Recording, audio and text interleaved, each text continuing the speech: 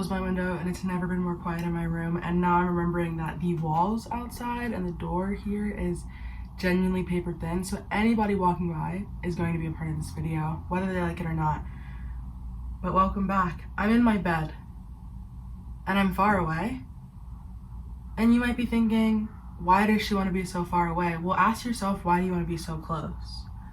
Let's normalize letting me sit this far away from the camera. I felt like we've been really up close and personal for my last few videos, and I'm kind of sick of it. I love you guys, but like, we can back up a little. You could back up a little bit, you know? Today, we're gonna be talking about my ongoing online beef, and by ongoing, I mean, if you know me in real life, you know that I want spring so bad. So when Punxsutawney Phil came out of his little Punxsutawney playpen or whatever the fuck on February 2nd, and he said that he couldn't see a shadow, I was anticipating early spring because that's what that man told me I should do. But like all other men, he lied, and it snowed last week. But it's okay because right now the sun is out, and yesterday the sun was out, so maybe the beef is ending, and maybe this video will actually be appropriate for the times, because I have pulled all of my spring albums off the shelf in anticipation for spring, and now I'm bumping spring music in the snow. But I can't stop yapping about the music that I love, so I wanted to sit down with you guys and talk about everything that I am listening to this spring. And by everything, I mean just the albums. The February music recap will come next week. We're just doing the albums right now. And I'm gonna be honest. I will be honest. Nothing here is obscure. Nothing's obscure. If you want the 30-minute jazz pop experimental album, you're in the wrong place. But there are some things that are different than pop and indie rock and indie pop. Just like, if you're a pretentious music nerd, it's not the place for you right now. I'll make a pretentious music nerd video. I can be a pretentious music nerd when I want to be, but I don't wanna. I wanna be for the girls and the gays right now, and that's pretty much what all of these albums are. So tuck in, get in your bed if you want, and let's get into this together, shall we? Okay, like I said, it snowed last week in Seattle, and I'm being a little harsh on Punxsutawney because Seattle springs roll in very slow. Like, it teases us for a really long time. As Harry Styles would say, it's called edging, and I'm being edged. But I don't have a lot of like cold spring music to help me transition from winter to spring. I've really only been listening to a few albums, and one of them is Sling by Claro. You might be thinking, okay. You might be thinking that I have a stutter. You might be thinking that Sling by Claro is such old news, but I'm gonna be honest, when I first picked it up and I first gave it a listen, I was disappointed, ? I didn't get it. I won't say I was disappointed, I didn't get it. I was a person who loved Immunity, and Immunity pretty much held me and cradled me in its arms and raised me. So I wanted an Immunity too, I guess. If you're not familiar with Claro slang, which I literally don't know how you wouldn't be, this is not an Immunity 2. It couldn't be further from an Immunity 2.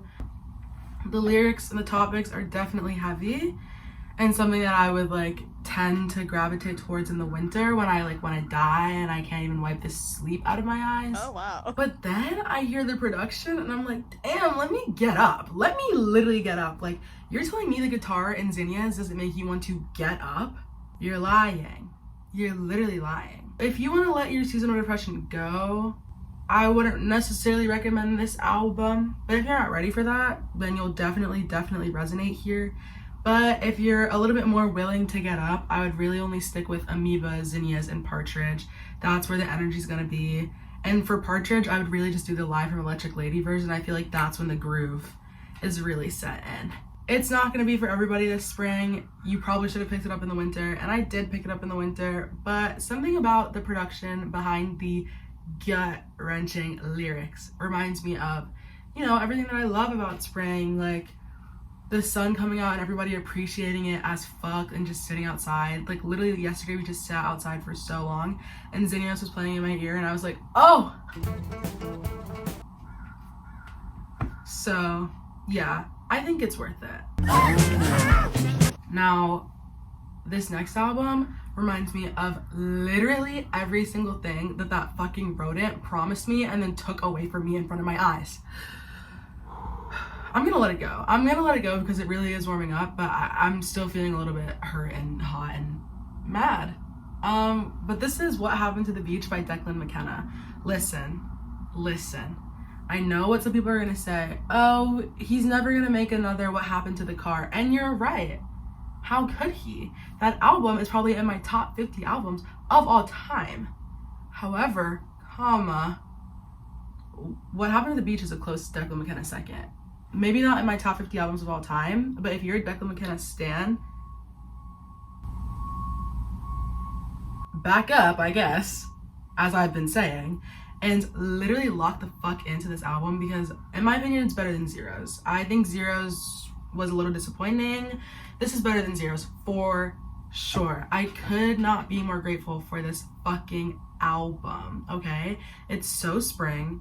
It's so spring. It was inspired by Unknown Mortal Orchestra, who we're going to talk about later, and that band has soundtracked my spring for the last year. So I think it's perfect that I just get another album of like a similar energy. But the only songs with like a similar energy to Unknown Mortal Orchestra are like Wobble.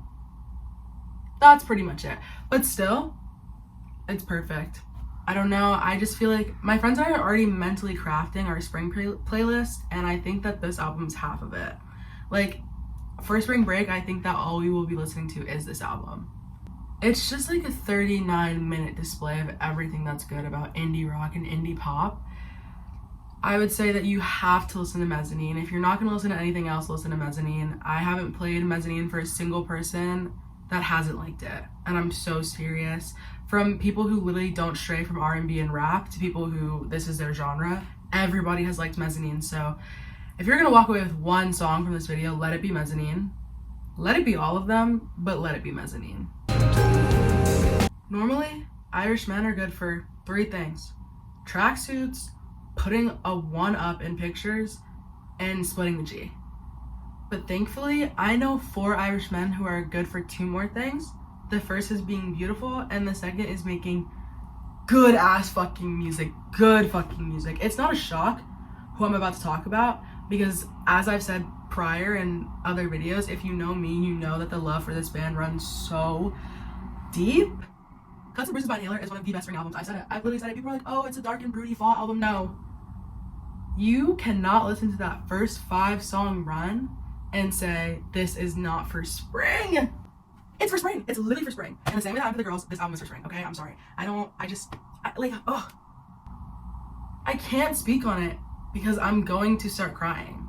We just lived with this album so deeply for the past year, and it just had its first birthday, so I'm feeling very emotional about it. But I promise, we were listening to it 24/7, and it never lost its impact. It, like, genuinely, I can never get sick of this album. I think if you should walk away with one song, it should be all of them. I cannot recommend to you one singular song. There's not a skip. There's not a skip. There's a song that I literally don't like, and it's not a skip. So riddle me that. You have to listen to this album. I can't get analytical with you. You have to listen to this album. I have to get personal. Please. Well, you'll be okay. You ain't gonna die. This next album is for my friends and family who are fans of albums that seamlessly flow. Like the end of one song is the start of the next. This album is one of my favorite examples of that. This is 5 by Unknown Mortal Orchestra, who I mentioned earlier. I love this project. Last spring break we went to California, and it was genuinely all we listened to. Every time I think of this album, I can just think of riding bikes through California and like hiking up Griffith. Like, it's so California spring summer. It's just groovy. It is groovy. There's 2 songs on here that I think everybody always loves, and that's That Life and Guilty Pleasures. It's impossible to not bop your head and have a perpetual stank face during Guilty Pleasures. And it's impossible not to cry during Nadia or Layla or, I don't know, literally anything else, because it's just so beautiful. I love this album, and I can never stop recommending it. Speaking of MKG, everything flows here. Everything flows here. It all ties back to another. He just released an insane debut album. Debut. I know. He's like really mastered the same thing that Dijon has mastered, where they're making this like very like funky music, but it's also making you like want to curl up and die. So I'm sorry, I literally never said the name of his album. His album is called 2 Star and the Dream Police. It's also a sick name. Love it. The artwork is also beautiful. It kind of genre surfs, but not from like major genre to major genre, but more it stays in one genre and then genre surfs through its subgenres, if that makes sense. No song really strays from that R&B lo-fi sort of energy, but you can find elements of like rock and shoegaze and pop or indie-tronica throughout the whole project, so that's really cool. I don't know, something about the production of the whole thing makes it feel really nostalgic. I kind of felt like I was listening to every song through a camcorder like speaker or microphone or whatever, but it was beautiful and it was funky and I was dancing, so I love it. All of your faves are loving it. I'm not gonna lie, all of my favorite artists have posted this album and I'm like, damn, I didn't even know y'all knew him like that. Come to find out, he's produced half their work. This man is cracked. You think you don't know him, but you all do. I know you do. We're on our last album of today's video, and I have to bring it back to an album that I can't shut up about. It was in my January music video It was in my January music recap. I played it on my radio show a bunch. I wrote a blog post about how it was genuinely altering my sense of self. And then Mother said, now here's the deluxe. Caroline Polacheck, Desire I Want to Turn Into You Ever Asking edition, and she just dropped another song for it yesterday. This woman is feeding me. We're not gonna get into it because I literally get into it every time I talk about this album, so I'm just gonna do a quick rapid fire through my thoughts on the new songs, like the new songs since before yesterday, the ones she released on Valentine's Day, because I haven't listened to the new cover yet. The intro to Spring Is Coming with the Strawberry in Its Mouth shook me to my core. I want. Oh, Caroline, please. Butterfly Net featuring Wise Blood. World-endingly beautiful, but we knew it would be. That's not a surprise, we knew it would be. Meanwhile is everything I wish I could be as a writer and poet. How do you know a volcano is dead or just patient? Oh! Coma, lit as fuck. I saw a TikTok that was like, I know I'm gay because I'm just casually walking to this crazy ass fucking beat. Yeah. I'm not just walking though, I'm shaking ass, I'm throwing ass, I'm breaking my neck. Like, that shit is lit as fuck. Coma is probably the one that I would say you have to listen to. That or Spring Is Coming with the Strawberry in the Mouth, okay? Gambo's Prayer is gorgeous. Oh my lord, gorgeous. Wow. And then lastly, I honestly prefer I Believe, like the normal version, just because I love the fucking production and I love the beat. But I fuck with the acoustic. The acoustic is gorgeous. And I'm not mad at it. I'm not mad. You have to stream. I think that if you have to stream anything from the new EP, or not EP, but like the new deluxe version, it has to be Coma or it has to be Spring Is Coming, but you should stream it all. So those are all my albums for the spring. I hope that you guys resonated with something current, found something new, remembered something old. It was fun. I had a lot of fun. So thanks for letting me have fun. And thanks for backing up. And thanks for listening to me yap.